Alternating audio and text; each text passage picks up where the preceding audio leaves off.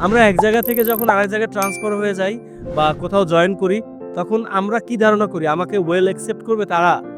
যদি এটা ধারণা করে থাকি তাহলে কিন্তু আমরা ভুল ধারণা করি। ওয়েল অ্যাকসেপ্টেড শুরুতেই হয় না। এটা কি করতে হয়? এটা আস্তে, আস্তে সময়ের সাথে, সাথে হয়ে যায়। শুরুর দিকে আমি যদি আমার গল্পটা বলি, আমি এক জায়গা থেকে আরেক জায়গায় ট্রান্সফার হয়ে গিয়েছি। সেখানে আমার বস এবং আমার যে সহকর্মী তারা আমাকে একটু বাজিয়ে নেয়ার চেষ্টা করছে। মানে ব্যঙ্গ করছে, একটু হাসি তামাশা করছে।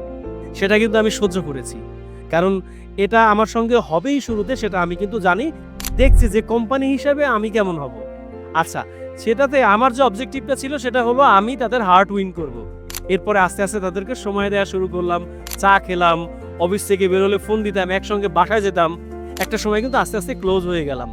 এবং তারা আমাকে বিভিন্ন সময় ফোন করতে শুরু করলো, "আসো চা খাবো, আড্ডা দিব।" এই তো। তো জায়গাটা কিন্তু শুরুতেই তৈরি হয় না। আস্তে, আস্তে, আস্তে, আস্তে তৈরি হয়।